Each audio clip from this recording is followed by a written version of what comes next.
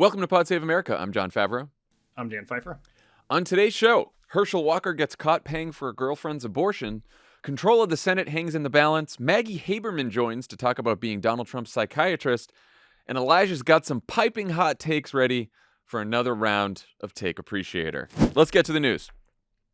In one of the great news breaks right after we recorded moments in Pod Save America history, the Daily Beast reported on Monday night that Herschel Walker, the Republican Senate candidate in Georgia, urged a woman he was dating in 2009 to get an abortion, reimbursed her for the procedure, and then sent her a get well card. And we know this because the woman provided a copy of the check, the receipt, and the get well card. But wait, Dan, there's more. The news gods are at least temporarily smiling here on the Thursday pod because last night, the Daily Beast also revealed that the woman in question isn't so anonymous after all. She's actually the mother of one of Walker's children, whom he has already publicly acknowledged as his own. Walker, of course, is in favor of a federal abortion ban with no exceptions for anyone but apparently himself. And he has responded by threatening to sue the Daily Beast for defamation, which he has not done all week, and conducting unintelligible interviews with right-wing pundits. Here he is Thursday morning with Hugh Hewitt. And if that had happened, I would have said, there's nothing to be ashamed of there. People have done that, but I know nothing about it. I know nothing about it, but if I had done it, it is not something to be ashamed of. But I have not heard of it. Right. But also, I've been forgiven for it, which he says in the next clip. So. I've been forgiven for it, but I haven't done it. But I've been forgiven for not doing what I have said I have not done. I think. But if I had done it, it clear. would be fine. Yes. Yes. All right. This egregious example of lying and hypocrisy on one of the most important issues of the campaign should, of course, end Walker's candidacy. But also, we live here in the year 2022. So what do you think? Are you asking me whether a candidate running on a platform of an abortion ban with no exceptions, and in the year in which Roe v. Wade was overturned, is revealed to have paid for an abortion could be hurtful to him? Could be harmful to him? Yes, I think it could be harmful to him. Problematic, perhaps? Yeah, it's not it's not great. I remember once working in politics 100 years ago, and a candidate did something completely insane. And Ron Klain, who was involved in it, sent me an email saying, this would be an A+ answer to how to lose a campaign. So, yeah, that's what this would be. But we also like to live in a world where, and maybe there was a time in politics in the not too distant past where this would actually literally be it. The money would dry up. Republican leaders would distance themselves. The NRSC or McConnell would walk away from them. Religious leaders or Republicans in Georgia would walk away. No one would be seen on the stump with him. But we don't live in that world anymore. That's not how it works. And there is there's this interesting polling number that's been going around from the Public Religion Research Institute, which does some really interesting polling. In 2011, they asked Republican voters, do you think a candidate who committed an immoral act in private could be ethical in public and fulfill their duties? And only 36% of Republicans in 2011 thought that. In 2021, that number is 70%. And that is not a crazy thing. I mean, it's not that long ago that a lot of Democrats supported Bill Clinton because they thought he could be a ethical, good leader in the White House, even if his personal conduct was abhorrent, as we dealt with in the late 90s. But that is sort of what has changed here is twofold. One, Republican leaders will stick with him. Trump has proven there is no price for that the actual danger is to walk away too early than to stick around too late with a candidate who did something wrong. And so could this affect the race? It absolutely will affect the race. Is this the end of Herschel Walker's campaign? Absolutely not. Do you think the difference here is it's not just conduct in his private life that is the issue? It is the fact that he is running on an abortion ban with no exceptions. But the exception is, of course, for him. And so basically the message is Republican politicians want to ban abortion for everyone except Republican politicians. Yeah. This is not good. I mean, he is someone who says abortion is murder, and then turns out he paid for an abortion. and send someone a get well card for it, which is showing that there is a tremendous conflict between his public statements and his personal conduct, or even maybe his personal beliefs, if he has any beliefs at all. Yeah, and look, we I know you wrote a message box about this and noted that when this first broke, that Tommy was saying, "Oh, it could be like an Access Hollywood tape moment," and we all know what happened there. I was thinking about that. Like, I think that the damage to Trump after the Access Hollywood tape was real, but the problem was it was so early, or there was so much time left after Access Hollywood that then we had Jim Comey step in and change the news cycle. Yeah, I mean, like, I always wonder if the election was like a week after Access Hollywood, if it would have gone the same way. I don't think it would have. Yeah, or if Jim Comey had not intervened, or if the Russians had not the very next day dumped out all of the emails on WikiLeaks. Like, all of those things happened that are not necessarily at play here. But the original point that brought Tommy into this conversation is pointing out that the time difference between the gap between the revelation and election is almost exactly the same here as it was in 2016. So there are a lot of turns of the wheel here. There is another important difference is this is on the most important issue in the race for Democrats. Yeah. Like, we you guys just had a discussion, which we'll revisit shortly, about how the conversation has moved away from abortion, an issue that has been very, given Democrats political momentum to issues like crime and immigration that do it for Republicans. And here the scandal is on that issue, right? It's like Mitt Romney discovering in 2012 that Mitt Romney had evaded taxes by using a Swiss bank account. Oh, wait, that happened. Sorry. But for example, it's on the core. Who knew that a Mitt Romney hit was going to find its way into a conversation about Herschel Walker and, and his abortion story? We're always one turn of the wheel from that. So, believe it or not, things got even worse for Walker right after the Beast story came out. His son Christian, who is a right-wing TikTok influencer, denounced his father in a series of videos that went viral. Here's a clip. Family values people. He has 4 kids, 4 different women, wasn't in the house raising one of them. He was out having sex with other women. Do you care about family values? I was silent, lie after lie after lie. The abortion card drops yesterday. It's literally his handwriting in the card. They say they have receipts, whatever. He gets on Twitter. He lies about it. Okay, I'm done. Done. Everything has been a lie. So, Walker's conservative son tells us the abortion story is true. He also says in another video that his father threatened to kill him and his mother. Might that make a difference? I guess. I mean, we have seen ads in this race with testimony from his ex-wife about Walker putting a gun to her head. It was a Republican Accountability Project ad that is truly one of the most devastating political ads I've ever seen. Yeah. I think this is the Christian Walker videos is incredibly significant, because I think the two questions that probably passive consumers of political news in Georgia have right now are, 1, Herschel Walker did what? And 2, what the fuck is the Daily Beast? I mean, it's just, I mean, we know Republicans are very good at taking news stories from the mainstream media and discrediting them right away, right? That is the core trick of Trumpism. And the Daily Beast, which has done lots of great reporting over the years, but it is not something that has a lot of brand equity with voters out in the world. They don't know what it means. It has a very strange name that's going to be very confusing to a lot of people who are hearing it for the first time. And so having Herschel Walker's own son, who also is a right-wing DeSantis lover, say the story is true and his dad is a liar and should not be elected, it will be very powerful with the exact set of voters that are sort of on the fence about Walker, whether to vote for him, whether to vote at all. I have some insight into how Herschel Walker stories have been landing with voters in Georgia when I was there in August to conduct the focus group that I did.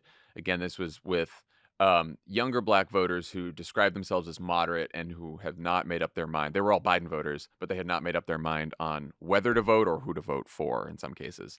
And we got to the Senate race, and it's funny because they didn't know specific stories about Walker. Like, they didn't cite the ad about his ex-wife saying that he held a gun to her head or anything very specific. It was just like, oh, I heard that he's crazy. Like, I have been hearing so many crazy stories about him, and it seems like we can't vote for him. He's crazy.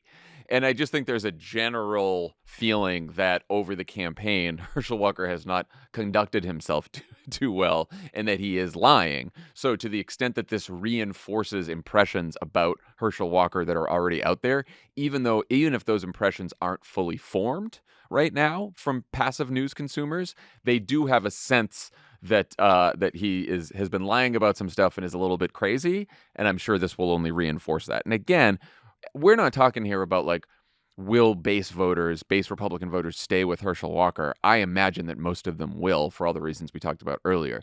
This is about the vast group of voters who have not quite decided either who they're going to vote for or whether they're going to vote in the midterm election, who don't follow the news that closely.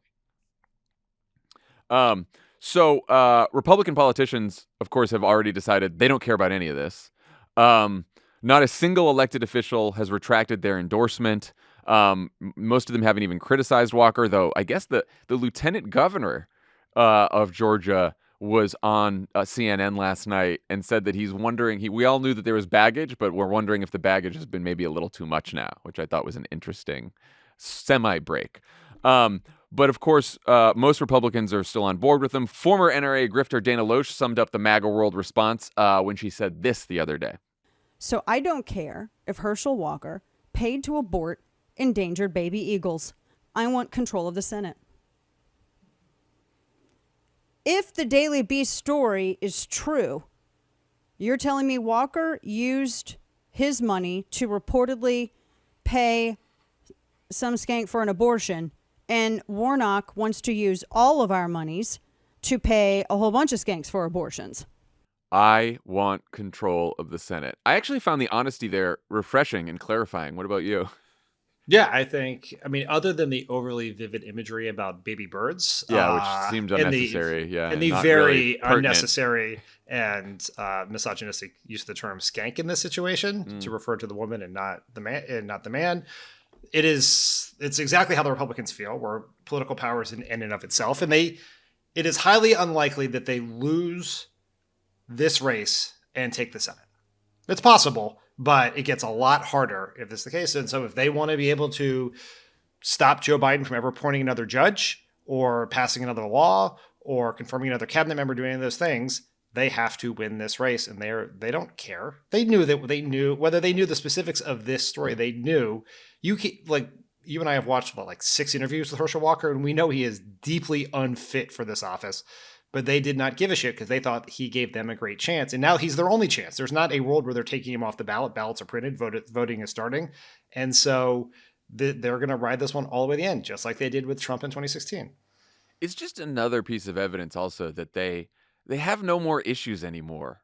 There's no issues animating the Republican Party but power. And I do think that should be part of the Democratic message about the party, right? Like, Republican politicians want power so they can control your life and get to play by different rules than you do, right? Like, that's it. They want power, they get to do whatever they want, and then they get to tell you to do whatever they say.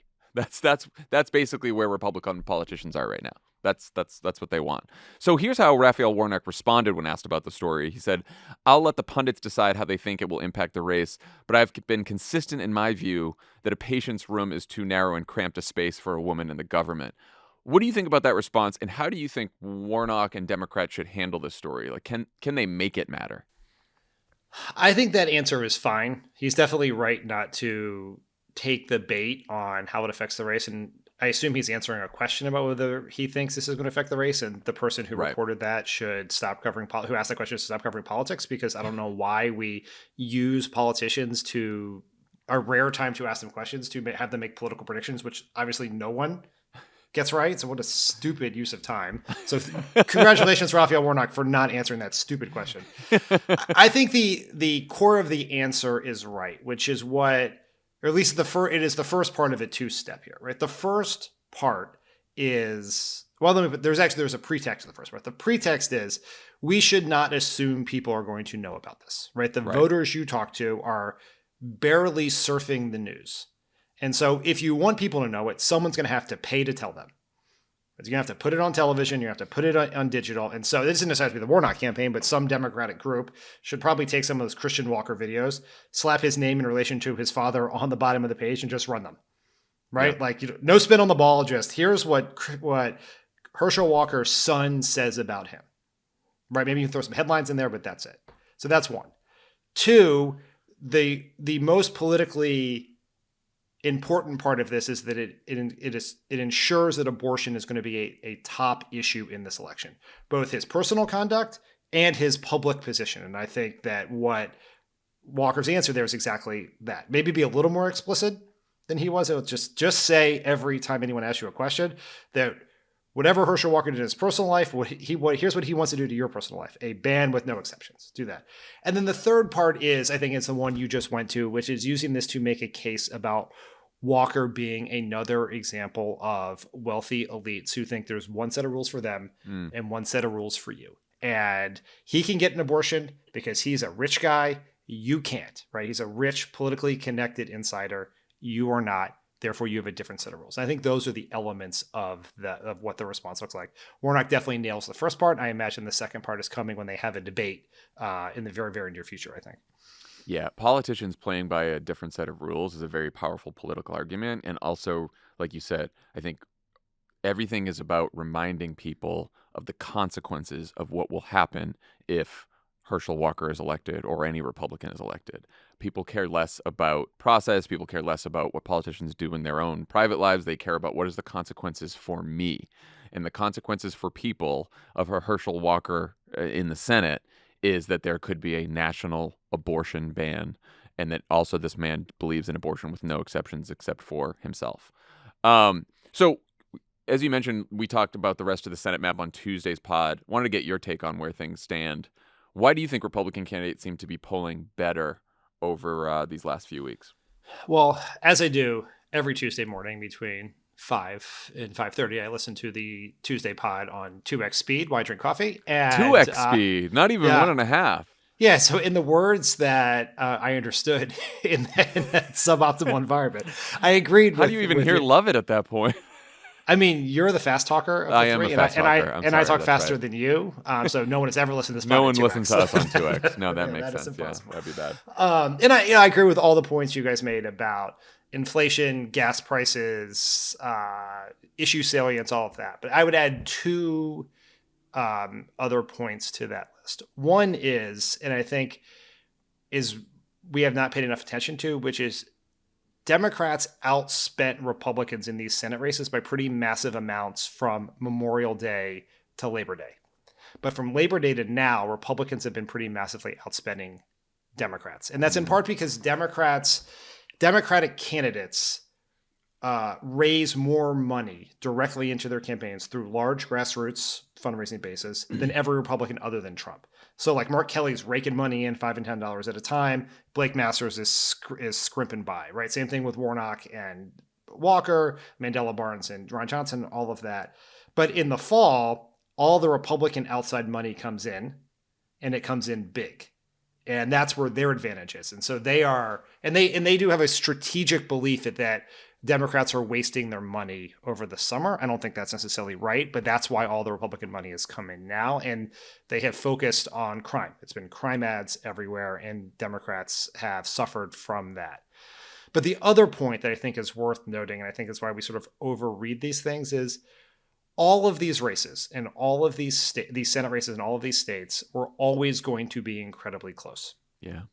I mean, these are states that Joe Biden beat Donald Trump in most cases by less than 0.5% in a better political environment than this one. So what we're seeing also is a reversion to the inevitable mean. Dr. Oz was never going to get 38% of the vote. He's going to get somewhere between 46 and 48, no matter what happens. Same thing with Herschel Walker. And like these are 51-49 races in every case, or 49-48 in some cases. And so we're right back to where we were, which is a coin flip. And that was going to happen. Republican voters were going to come home in all these cases. And in some cases, like you look at Arizona, the gap has narrowed a lot, but Kelly has stayed above 51, above 50, and Blake Masters has come up to like 47-48. And that's, that may be his ceiling. It's going to be different in other states. And so this is sort of like, if we ever thought this was going to be easy, we deluded ourselves over some of these. We're always going to be incredibly, incredibly close. And that's where they are. And that's where they're going to stay till the very, very end. Yeah, and look, and you mentioned 2020. It's basically been like this since 2016. The shifts between in the most competitive states and districts between 2016, 2018, and 2020 have not been large. Depending, even though the winner has changed. And so I think that's worth keeping in mind. I kind of always have been looking at the Democratic candidate number in these polls, like you just said. If it's like 48, 49, 50, 51, I'm feeling like that's pretty good. But especially in a year where Republicans are the party out of power, which tends to give you a little boost, I worry that undecideds end up breaking heavily towards the Republican candidate. So some of these Republican candidates who are down at 42, 43, 44, like you said, are going to end up at 48, 49, even if they lose. And so if a Democratic candidate is polling at 50 or 51, you're feeling pretty good. If they're polling at like 46, 45, and they're still 3 or 4 points ahead of the Republican candidate, I'm still not feeling that great. No, you should feel really badly in that case. Unless there is a significant third-party candidate that brings your win number down to closer Correct. to 47, which is Yeah. I don't think that's happening in any of these major races other than maybe the Oregon governor. We should be deeply concerned. And I'm very worried about Nevada, where that's the number you constantly see Catherine Cortez Masto at, is like 46. Yeah, and the only two things there are, like in Nevada, you can also choose, it's one of the few states where you can choose no candidate for some races, so that could bring the number down. And then in Georgia, of course, there's a third-party candidate, and then there's a potential of a runoff if no one hits 50%. So we could all be talking about the Georgia runoff again. Won't we that have be not. fun? We have We not really focused haven't. on that might end up being by far the likeliest scenario given the presence of that third party candidate. For someone to get over 50 would be pretty hard. Yeah, so everyone get ready for that. One thing. Yeah, that seems- let's rerun the whole thing in the holiday season during a potential COVID spike. That seems great. Fuck. One thing that seems to be happening, at least in the Pennsylvania race, is that John Fetterman's unfavorables have gone up. Media Matters has one possible explanation for this. They did a study that found in the 4 weeks following Labor Day, Fox's weekday primetime broadcast mentioned the Democratic nominees in 7 competitive Senate races more than twice as many times as CNN and MSNBC's broadcast did combined. This has been especially true of Fetterman. He's now a star of Fox News primetime. How much of an impact do you think this could be having on these races? I think it's a pretty significant impact, and particularly just as we were talking, the Republican gains primarily over the last few weeks or months here have been among Republicans coming home, right? People who live either directly in or adjacent to the right-wing media ecosystem. And I think this whole thing, it's fascinating for a whole host of reasons, because one, it goes to the larger point that Fox is an arm of the Republican Party. Right, they think they need to do this. They have watched what's happening. We have made Democrats successfully made this race about Dr. Oz's weird elitism, Blake Masters' creepy conservatism, Ron Johnson's dopey insurrectionism, right? That's good. And I like dopey insurrectionism. And they sort of agree. There's a thing we've said on this podcast before, is that in this media environment, you're either serving lunch or you're on the menu. And so they want to turn this around and make it about Democrats. And they know they can get people fired up about Fetterman because of his tattoos, his support for legalizing marijuana. He is a character. He's someone who you can radicalize Republican voters around. So they are doing that because they think that's in the Republican Party's interest. MSNBC and CNN are not arms of the Democratic Party. They don't make their decisions based on what helps Democrats win elections. And the thing that I think is an interesting, longer sociological understanding of that is Fox also does things that are in its ratings interests. And they would, if they were not getting ratings for this, they would not do it. But I would just note that conservative media consumers are eating up these Senate races. And I promise you, MSNBC and CNN would, they'd probably remove their pinky finger for ratings. And so if they got ratings, they would cover these races, but they don't get ratings. So they're not covering races, which makes you wonder why, it maybe bespeaks the larger problem of why Democrats struggle in midterms when Trump's not on the ballot, is because we probably, I bet when they cover Trump Mar-a-Lago investigations, ratings go up. When they cover John Fetterman and Mark Kelly, ratings go down. So they do the former, not the latter. Or even when they cover Dr. Oz and Herschel Walker. right? Like, Yeah. I think there's just Yeah. more of an interest on the Republican side. I would guess that the free media that Republican candidates are getting from Fox News attacking these Democratic candidates may be even more valuable than all of that outside spending you referenced earlier on political ads, which I think, some voters, they're just sort of numb to some of these ads, but they're watching their news all the time, and they're seeing another story about Jon Fetterman or another story about Mandela Barnes or another story about Raphael Warnock, and that's registering in a way. They're altering the context in which these campaign ads are being consumed. Yes, right. That's by sort of creating an alternate image of Fetterman, but also just raising. If you even like, this is not in this study, but this has been shown up in other studies, is that crime as a topic on Fox has also gone up dramatically in recent months, as to create a context for these crime ads against Democrats, right? Yeah. The crime ads, it's all hit working less together. hard. It's all working together. It's all part of a plan, and Republicans have both parts of the plan, and we have neither. So congratulations, Democrats. Well, any thoughts on? We'll end on a hopeful note. Any thoughts on how Democrats can regain the momentum in these final weeks? We need to send a Daily Beast reporter into every state. No. No. I think what Democrats have to do is pivot and punch back. And I've been watching the Fetterman race, as we all have, very closely. And the way they have leapt at this Washington Post story about Dr. Oz, his grifting, pseudoscience, puppy murder. Don't forget the puppy murder. Yeah, well, I was going to get to the puppy murder, but I know how uncomfortable that conversation was at 2x speed on Tuesday morning, so I didn't want to, even at 2x speed, you're like, the utter emotionally fragile disgust was like palpable. That's true. But you have to find an issue, latch on it, and punch back as hard as you possibly can.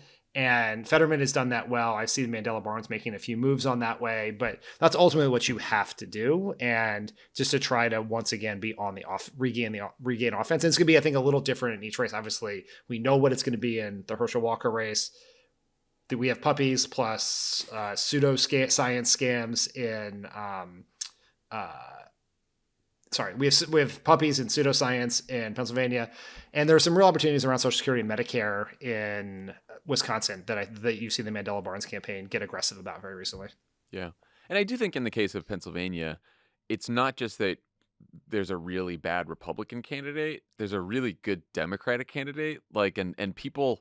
I mean, I remember this from the groups I did in Pittsburgh, but like, people just love Jon Fetterman. They love that he's different. They love that he doesn't seem like a typical politician, because he's not, doesn't look like one, doesn't talk like one, that he's like willing to, say things like, I want to legalize weed and take on some of those parole board stories head on. And I think that it's been tough, I'm sure, because he is, of course, still recovering, as he's mentioned. But like, getting him out there and reminding people why they like Jon Fetterman so much in the first place, because he's not like every other fucking politician in Washington, is going to be important in these final weeks too. When this is all said and done, and if Fetterman wins and Kelly wins, as we hope and expect he will, it's going to be a really interesting case study in two very different but very good candidates. They could not be more different in demeanor, but like, Kelly is, like, of all the states we've talked about that are the Biden states that decide to control the Senate, Arizona is probably the toughest one. Right.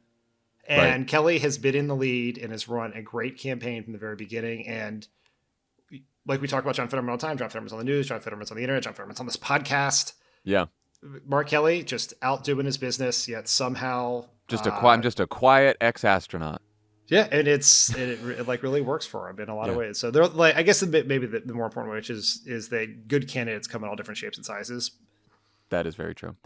Okay, when we come back, we will talk to Maggie Haberman of the New York Times about her new book, Confidence Man. The presenting sponsor of Pod Save America is Simply Safe. As we head toward the midterms, take a break from doom scrolling and do two things that feel great: protect your home and save money. There you go. Those are two things that feel great. Right now, Pod Save America listeners get 20% off Simply Safe's advanced home security system when you sign up for an interactive monitoring plan. When a threat is detected, Simply Safe's 24/7 monitoring professionals promptly contact you and dispatch first responders to your home, even if you're away or unable to respond.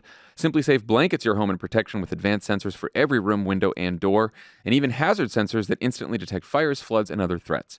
Simply Safe's monitoring experts use proprietary advanced response technology to visually confirm when a break-in is real, so you can get the highest priority police dispatch. Yeah, Lovett at Simply Safe. He said it's highly advanced. Some of the technology is so advanced he actually can't talk about it on the podcast. That's right, but he and incredibly safe. He and Pundit Both are of them incredibly are. safe.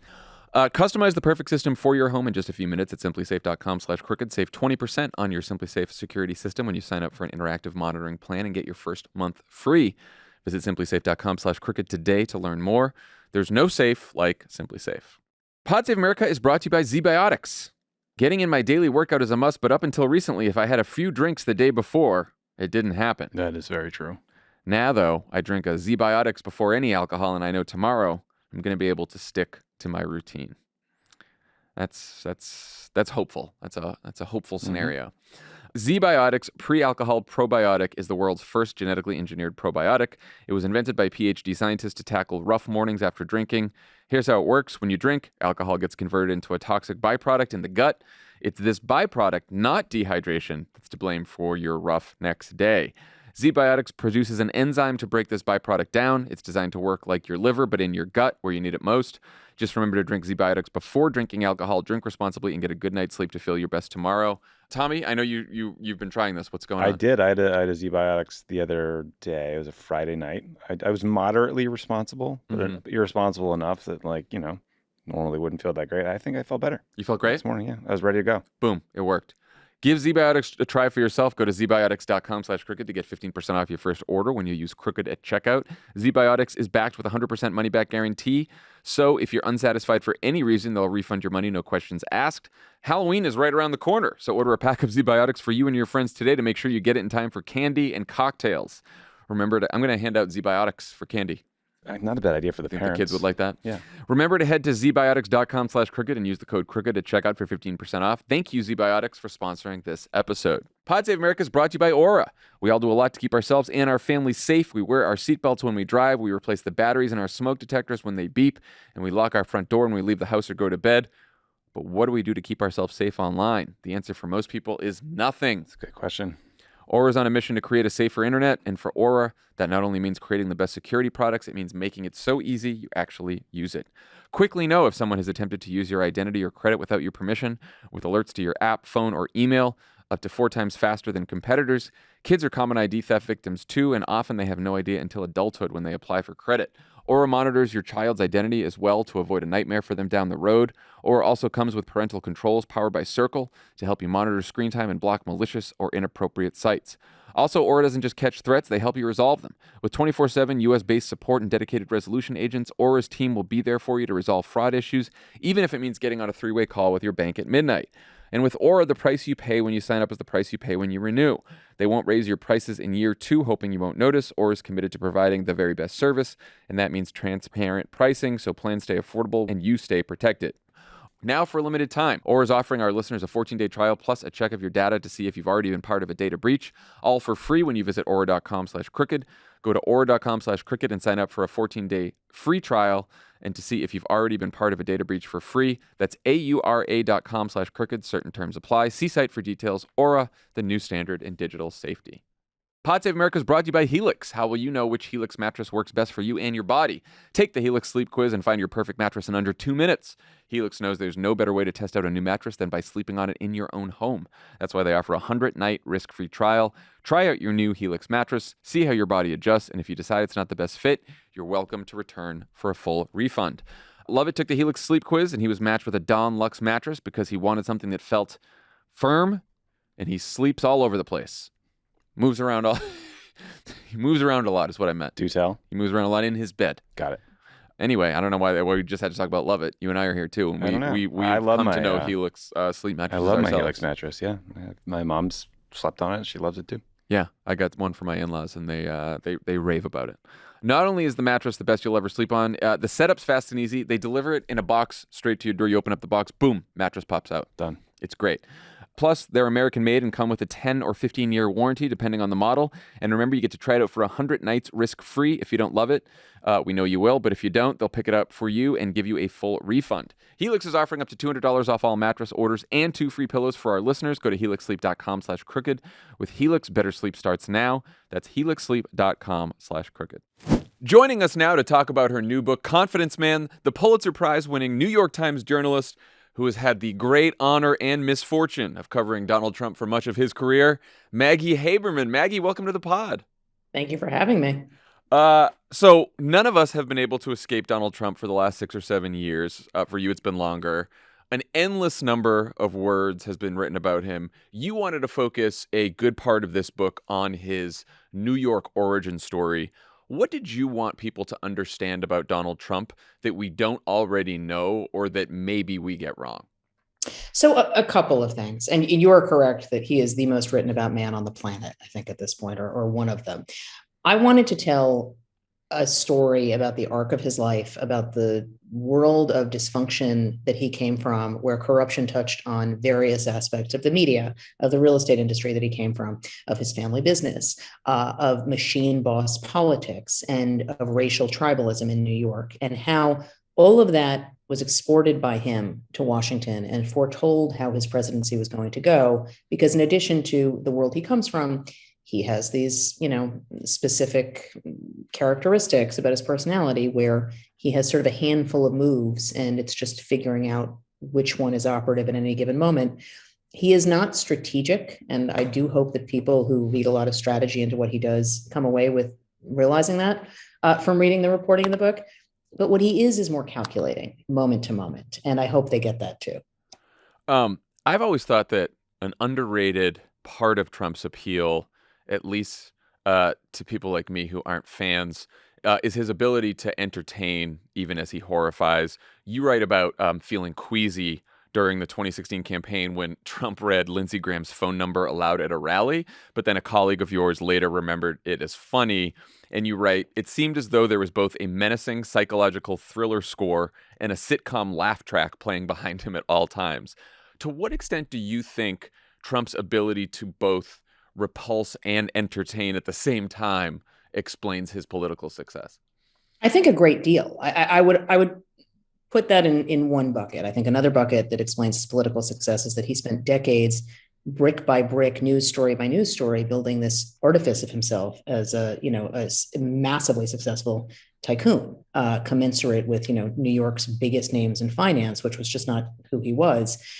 But the view of him outside of the 5 boroughs of New York was much more that was the case. And I remember being very struck by the cognitive dissonance in that in 2015. A big part of that was him playing himself on The Apprentice. The person who we got to see over and over again doesn't really like interpersonal conflict and doesn't really like to fire people himself, had the catchphrase, "You're fired." And that's what he was known for. And so people had this view of who he was, combined with, to your point, he both intimidates and is about power and dominance, but he also tries to entertain, and that has kept him where he is.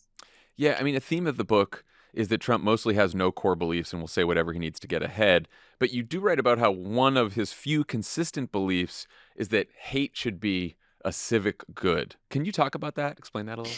Sure. So I wrote that in the context of the ad that he took out. He took out a full-page newspaper ad in 1989 after the notorious Central Park jogger case, where a white Wall Street executive was jogging in Central Park in the evening. She was brutally raped and beaten and found several hours later. And teenagers were charged with the crime, all teenagers of color. Their confessions were, it was later learned, coerced by police. They were all ultimately overturned, the convictions. But Trump at the time took out a full-page newspaper ad about these kids saying, bring back the death penalty. And then I think the second half was bring back our police. I just don't have it in front of me. But he talked about, glorifying police brutality. He talked about what I'm positive is not a real story about his youth and watching police officers throw some rowdy people out of a diner, and he missed those days. And Ed Koch had told, then the mayor of New York City had told the populace, to keep hate and rancor out of their hearts toward these kids and toward others in the wake of what's happening. Because when there's an incident like that in a major metropolis, or anywhere, but in a major metropolis, it tends to cleave the city into two. Koch was, understandably, as any leader would, trying to avoid that. And Trump's response was, I want to hate them. He wants people to hate them. He wants society to hate them. And so I said, this was as clear an ethos that Trump appeared to have guiding him, which was hate as a civic good. And I think that is something we saw him use in 2015 and in 2016. A really important moment in the campaign in 2015, I would say, was, I think it was September. He had a rally in Arizona and he brought out a so-called angel mom, someone whose child had been killed by an undocumented immigrant. And that really set the tone for what we were going to see. And now these rallies that he does, it sounds like he's reading a police blotter sometimes. Yeah. I mean, he's just talking about this one getting killed or that one getting killed. And he has infused our politics with it in a way that has been, durable. Do you see him as an authoritarian, even if he's a very American version of an authoritarian? I see him as a bossist. I'll answer that slightly differently, because I think an authoritarian has a coherent view of governance. And I think an authoritarian doesn't mind having responsibility in addition to power. I think Donald Trump is all about avoiding responsibility. He wants credit, and that's something different. But I think he has significant strongman impulses and does not accept systems and does not believe systems should apply to him. There's a pretty significant tension between someone who wants to avoid responsibility and someone who seeking the presidency, the position where you're responsible for everything, right? The buck stops here, all of that. We're all sort of operating based on reporting, some of yours, someone else, that Trump is going to run again in 2024. I mean, you've reported like some pretty active planning that's been going on about announcements. Is there a scenario where he doesn't run, and what would that look like? Or is it a foregone conclusion? I don't think anything with him is ever a foregone conclusion, especially because, and I write about this, he is so expert at leaving all options open until the last possible second. And his heart really doesn't actually seem in running right now. He does not enjoying himself. You can see it when he's at these rallies. It's just something is not quite what it was. However, I think he has backed himself into a corner. I think both in terms of his desire for attention, his desire to fundraise, his desire to have a cudgel to use against the various investigations he's facing, and the prospect of having the constitutional protections that the White House gives a president against indictment or against trial. I think all of those are reasons why he's likely to run. I remember when, and you've written about this and talked about it many times, but when Trump first wanted to tell you personally that he was going to run for president, you didn't think he was ever possibly going to do it, in part because he would never want to be a loser.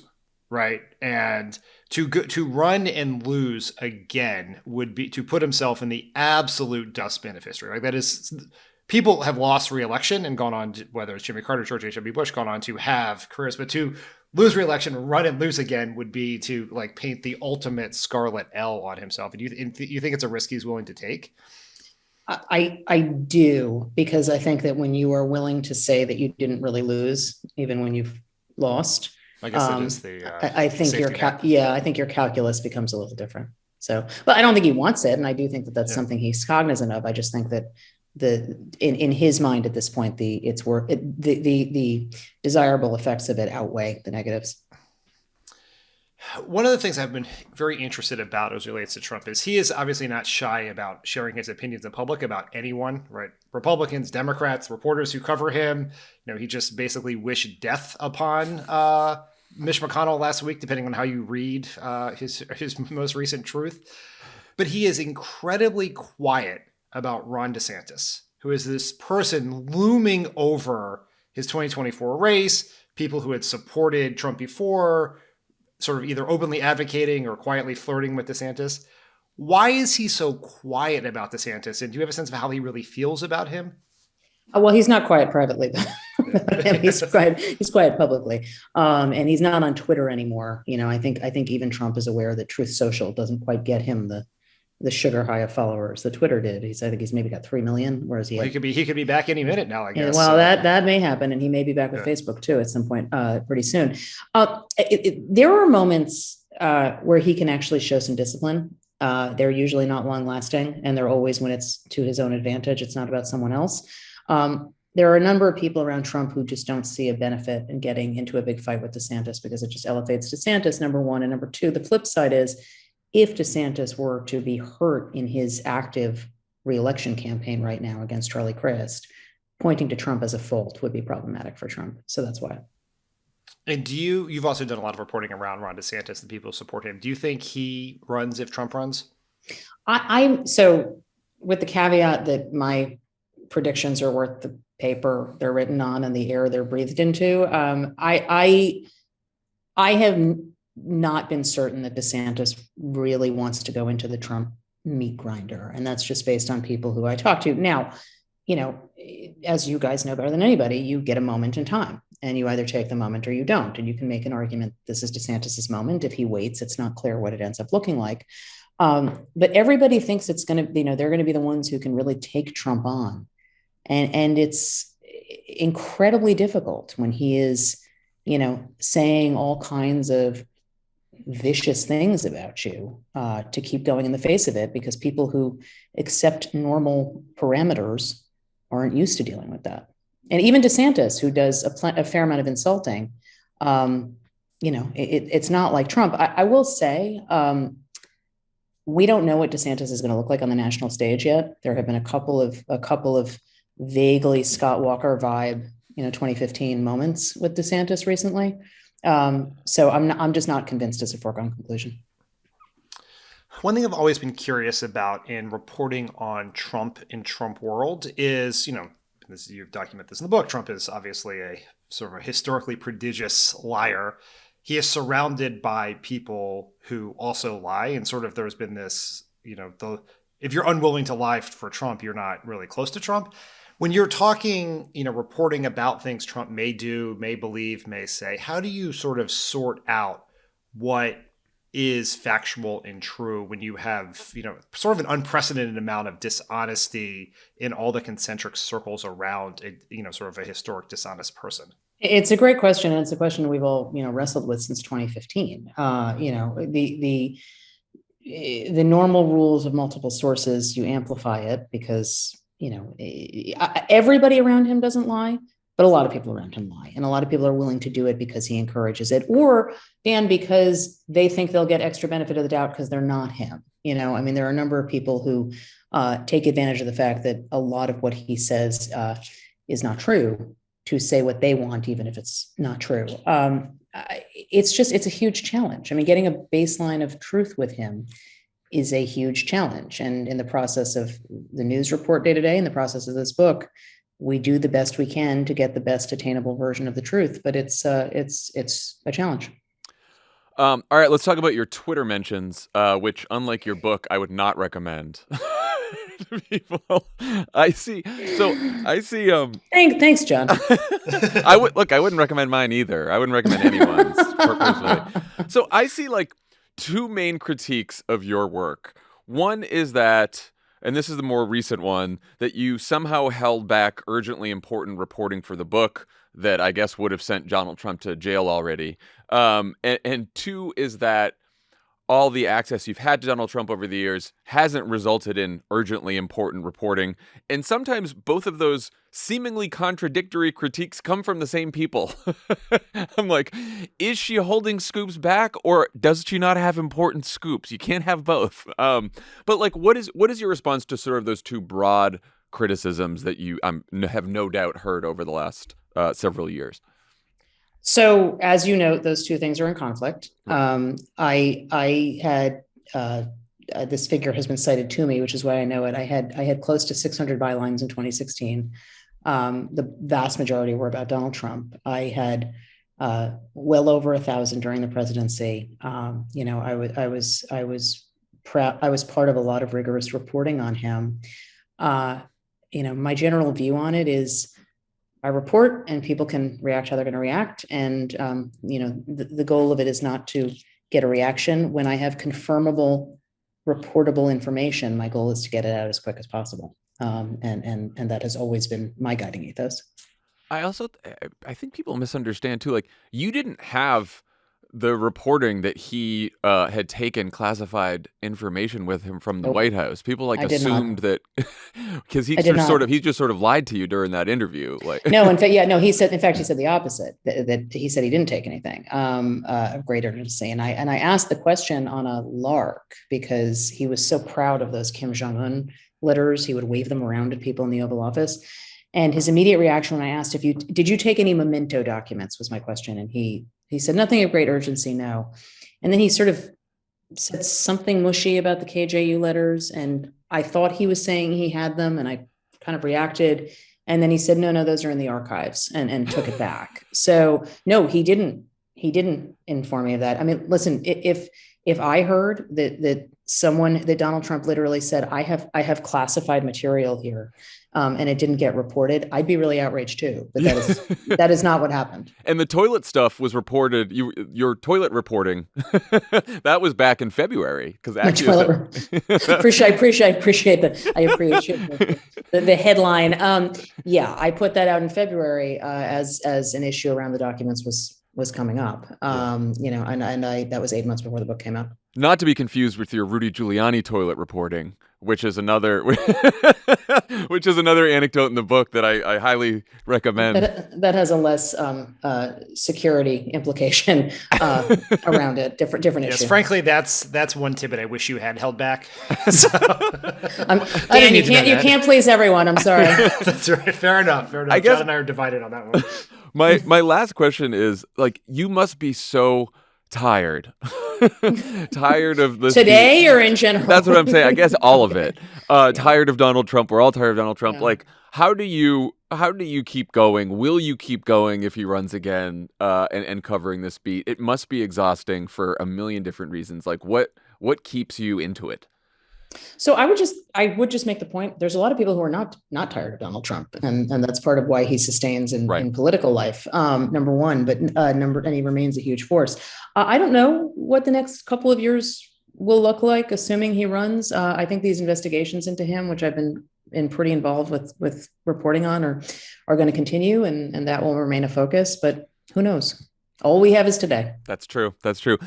Maggie Haberman, thank you for joining Pod Save America. The book is Confidence Man. Look, as someone who has thought way too often about how to defeat Donald Trump over the last several years, I think this book is fascinating and important in giving you a window into his psyche, which is always a dangerous thing for those of us who don't know him to try to guess. But you know better than most, since you have, again, unfortunately, had to spend so much time with him. So thank you for doing that, and thank you for joining Pod Save America. Thanks for having me. Pod Save America is brought to you by Built Bar. Why can't healthy eating be tasty too? Most protein bars have healthy ingredients, but an unappetizing taste. If you want a healthy snack that actually tastes good, reach for a Built Bar. I love these. Yeah, they're very good. They're great protein bars. They taste good. They don't taste like the normal protein bars where you're kind of like that's something fake in there. Yeah. I like these ones. They're kind of gooey and tasty, like a candy bar. They're all covered in 100% real chocolate. Maybe that's why. Real chocolate. There you go. Built is always creating their next greatest flavor. They have incredible options like mint brownie, coconut, salted caramel, cookies and cream, churro, and banana cream pie. The list goes on and on. Built bars are high protein, low calorie, low sugar, low carb. Most Built bars contain 130 calories, 4 grams of sugar, 4 net carbs, and 17 grams of protein. Compare that to a candy bar, which usually has around 240 calories, 30 grams of sugar, and dozens of net carbs. The best part, Built bars taste better than candy bars. You're not going to believe that they're healthy. They're that good. They're gluten-free, keto-friendly. If you're doing keto, you know how hard it is to find options. Well, Built bars got you covered. Built.com has all your favorites: peanut butter brownie, coconut almond, raspberry, so many more. I've said a lot of flavors at this point. Yeah, so they're all a lot of flavors. Good, try a mix box to get a variety. They're all delicious, and new flavors are coming out all the time. Find them all at Built.com. You can eat healthy and actually enjoy doing it. Go to Built.com. We have a special code for friends of the pod, so you can get 15% off your order. Use promo code CROOKED. That's Built.com, promo code CROOKED. Pod Save America is brought to you by Cariuma, the sustainable sneaker worn by skaters and surfers. They're reimagining classic sneakers with you and the planet in mind. Cozy season's in full swing, and they're making the cool, seriously comfortable shoes you need right now. This bestseller comes in organic cotton canvas or ultra-soft, responsibly sourced suede. Low tops are a given, but the Aka family includes a padded high-top silhouette for a cozier fit. Carriuma also gives us a little insight into their top-selling colors this season. Check out their rose, gray, and off-white canvas styles, or treat yourself to a pair of navy or camel suede. The classic look means you need only one pair, but try them on, and you might wonder if one is enough. How many pairs of sneakers do you own, Tommy? Several. Carriumas or just generally? I have a bunch of Carriumas. Me too. I just got 2 more pairs. Nice. In fact. Congrats. Yeah, because the other ones were they're worn out. It's no secret the way people love the Aka with tens of thousands of 5-star reviews, and they just cleared the waitlist of over 60,000. But the biggest difference between these sneakers and the others, beyond premium materials and handcrafted quality, Aka's seriously comfortable. And we all know comfort comes first. For every pair of sneakers sold, Carriuma's team plants 2 trees in the Brazilian rainforest. Carriuma ships fast and free in the USA, in addition to worldwide shipping and 60-day extended returns free of charge. They deliver right to your front door using single-box recycled packaging. Now, for a limited time, Pod Save America listeners can get an exclusive 15% off your pair of Carriuma sneakers. Go to cariuma.com/cricket to get 15% off. That's cariuma.com/cricket for 15% off, only for a limited time. Pod Save America is brought to you by Squarespace. Squarespace is the all-in-one platform for building your brand and growing your business online. Stand out with a beautiful website, engage with your audience, and sell anything: your products, content you create, and even your time. With member areas, Squarespace makes it easy for creators and educators to monetize their content and expertise in a way that fits your brand. You can unlock a new revenue stream for your business and free up time in your schedule by selling access to gated content like classes, online courses, or newsletters. Oh no, we need a cool idea for a website, Tommy. I got one. Short-form video content entirely determined by an algorithm that sits in the bowels of the Chinese Communist Party. Oh, that's interesting. I feel like okay. TikTok. That's right. That's TikTok. Can we do that? I think they beat you to it. Oh. But anyway, stand out in any inbox with Squarespace email campaigns. Start with an email template and customize it by applying your brand ingredients like site colors and logos. Built-in analytics measure the impact of every send, and you can display posts from your social profiles on your website or automatically push website to your favorite social media channels so your followers can share it too. Head to squarespace.com/crooked for a free trial, and when you're ready to launch, use promo code CROOKED to save 10% off your first purchase of a website or domain. That's squarespace.com/crooked, promo code CROOKED. Okay, before we go, our Chief Take Officer, Elijah Cohn, is back. He's married. Congrats. Thanks, John. I am married. Exciting weekend.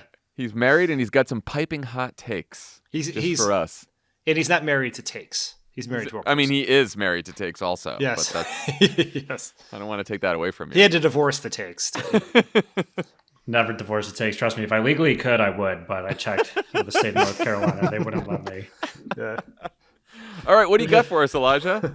Guys, I have a really exciting array of takes for both of you to sample today, so I hope you brought your appetites. I'm hungry. Good, let's eat. I'm going to explain how it works. I'm going to share these takes with you all. The producers have seen them. You guys have not. Jon and Dan, they will react to these takes and rate them on a scale of 1 to 4 politicos, with 4 being the worst. Jon and Dan, are you ready? So ready. All right, let's get started. This first one is from the Washington Post. Shout out to friend of the pod, David, for sending it to me. This piece is so good, you guys.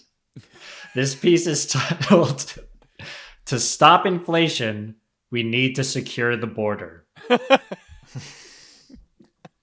All right, here's a quote from it. There's so many possible excerpts, but this one kind of sums up the argument of the piece, and it's just a great excerpt. So, quote, "Biden's failure to secure the border is ironically helping to fuel the inflation that is undermining his presidency. We need foreign workers to help the supply side of the economy meet rising demand, but we cannot pass legislation to bring in these workers until the border is secure. So the inflation crisis and the border crisis spin out of control together." Who wrote it? That is some fucking galaxy brain shit right there. That I just look, because the economics, they do admit that the economics suggest that we need more workers in this country, but we can't bring those workers in because we have to kick them out first. I don't know. Who is that? Can you give us, is this a person we've heard of before? Yes, definitely. Is this person a regular columnist at the Washington Post?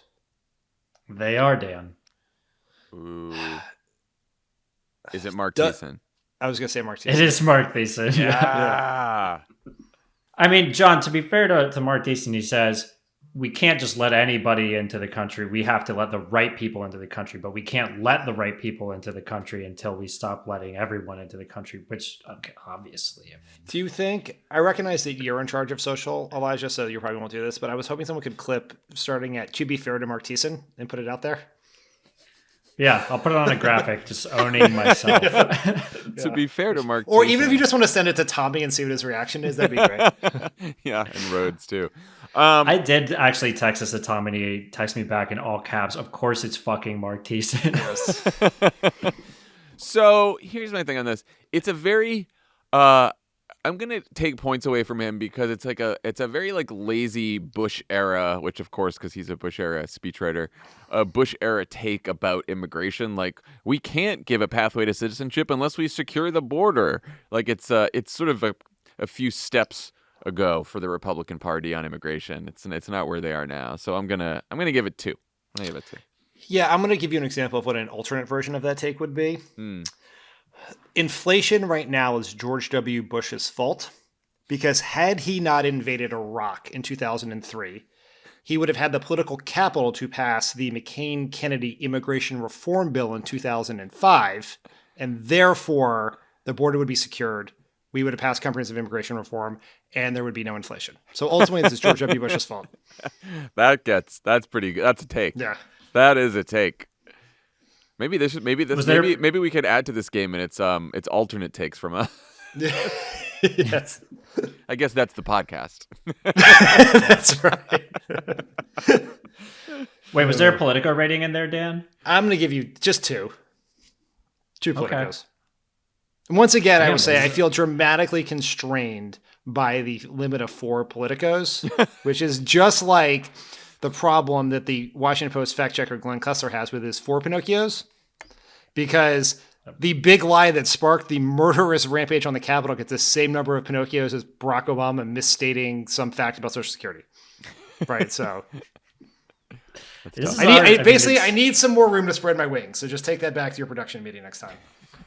No, please explore the space. I still have it written as 1 to 4 Politicos, but go over if you feel so inclined. And we'll see if you feel that way about this next one. Okay. So let's head over to the Elon Musk Twitter story. It does look like Elon Musk will end up buying Twitter, and many users are afraid that the sale means the platform will be full of trolls and Nazis. There's also discussion of it helping Republicans. That brings us to this take. It is a tweet, and I quote, "The relationship between Twitter content moderation and electoral outcomes is a little ambiguous. Letting Trump back on Twitter is almost certainly good for Democrats. Letting more Nazis and bigots back on Twitter is also probably good for Democrats." Guys, who wrote it? Okay. Matt Okay. Iglesias. We know. Yeah, we both know it's Matt Iglesias. I do not know if he is wrong. He gets demerits for making a prediction with near absolute certainty on something he knows very little about. So, like, that is, like, we don't really know that. Is it likely that Donald Trump, just reminding everyone of what a fucking lunatic he is, good for Democratic prospects where we want Trump to be at the center of the news story? Yes. Is it true that a bunch of bigots and white supremacists coming back on the platform to abuse everyone is good for Democrats? No, I'm skeptical of that. Yeah, I mean, clearly it was trollish in the sense that it's like, obviously it should go unsaid that it's not good for democracy or the country to have that happen. But in the narrow question of whether more Trump tweets helps Democratic electoral fortunes, that is something that we have argued on this very podcast. Yes, it was offered in a much more nuanced, data-driven view in a message box about a year ago, for those who want to check it out. Which is why we talk on the podcast and write in the message box and don't write the tweets. Sometimes we write the tweets. But the tweets get you in trouble on takes like that. Yes. Sometimes you need more than 280 characters to explore a complicated issue. Right. No, I remember it from the Boston show. We did talk about this, but I guess like the Nazis and bigots parts of That's it the does problem. really stand out because it's like, really, what's the connection directly? They're not running. Yeah, right. Yeah, I don't. Well, in fact, they are running, but those Nazis and bigots are already on Twitter. Like Mark Fincham is on Twitter, I think. So Right. Yeah, I don't know that necessarily that part of the argument is helpful or right or anything. But the first part about Trump and Democrats is, I'm more inclined to believe that. So I'm gonna give this 2 again. I'm gonna give it 2. I'm like Dan. I want to spread my wings and have a larger. Well, John, larger sometimes you got to come up with your own solution if the rule makers won't work with you. So I'm going with 1.36 politicos. Love it. There we go. Exploring the space. All right. So last one. I do have a bonus one that's so far outside the political realm. Maybe we'll cut it. Maybe we won't even get to it. But this is the last official one. No, now we're definitely doing it now that you've said it, and it's going to be on the podcast. So go for it. Let's go fight the culture war. There's a lot of good culture war, battles happening right now. Like Lizzo's playing James Madison's flute, and Velma from Scooby-Doo is gay. But in the spirit of Take Appreciators, we're going to do something that's a little more dressed up. You're not going to get the author, so I'm just going to have you guys guess the outlet. So the post promoting this piece read, New York libraries have waded into America's culture wars by directly lending books to non-residents since spring, including thousands of students living under red state book bans. This is a story about how Republicans have banned hundreds of books from schools and libraries and how some libraries are lending those books to people in those, red states. Here's a quote. Proponents of the ban say that they're protecting children. Detractors say that this policy chills discussions around institutional racism and deprives LGBTQ children resources to help them better understand themselves. Guys, it's classic both sides. Which outlet wrote this? Politico? Correct. Yes. Yeah. It's a Politico New York. But yes, Politico. There you go.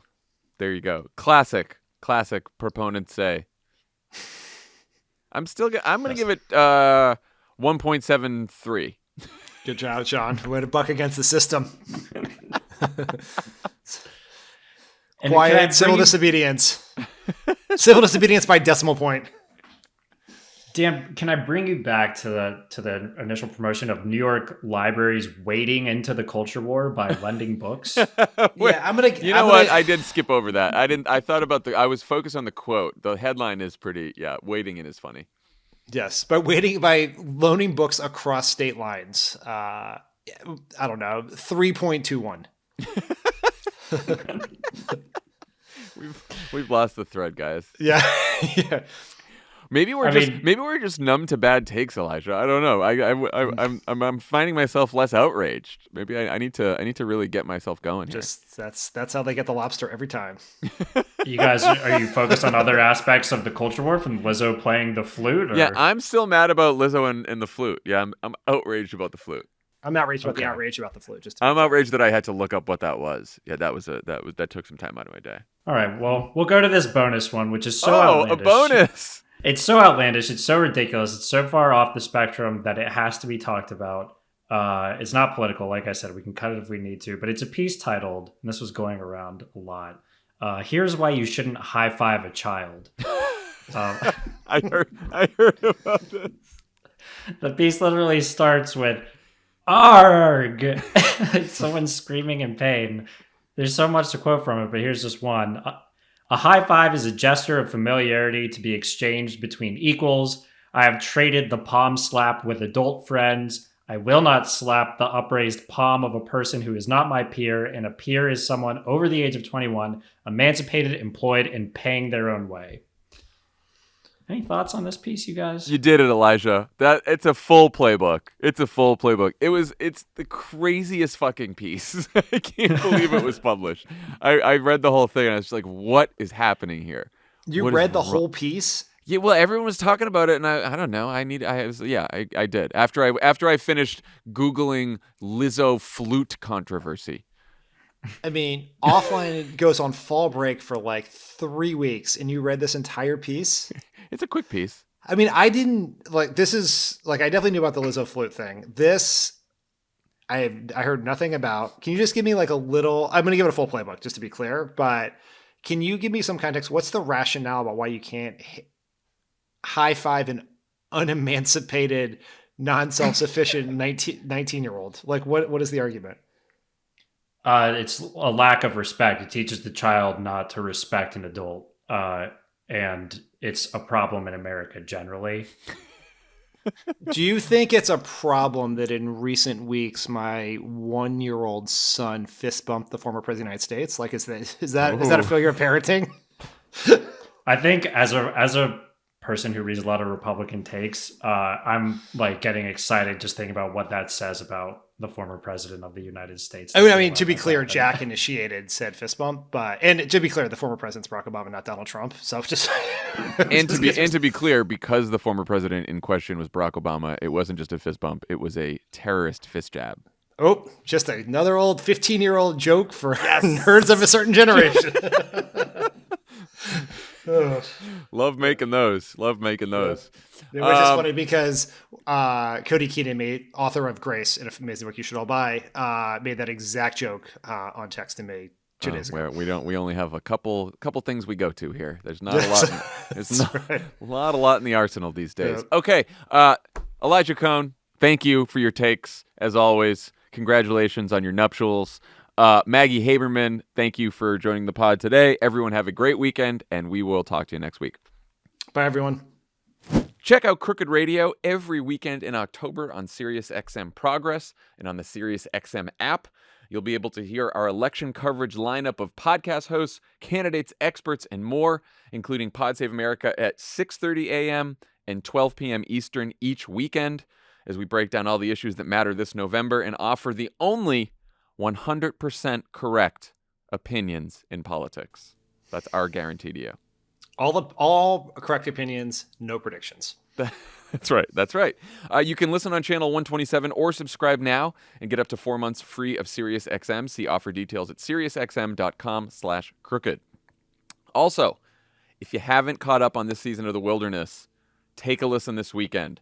I am talking to voters who aren't hooked on Twitter or cable news to find out how they think about politics and what it will take to actually reach them to help save democracy in 2022 and beyond. You can now catch up on the first 4 episodes of The Wilderness, and then I got 2 more episodes coming out every Monday wherever you get your podcasts.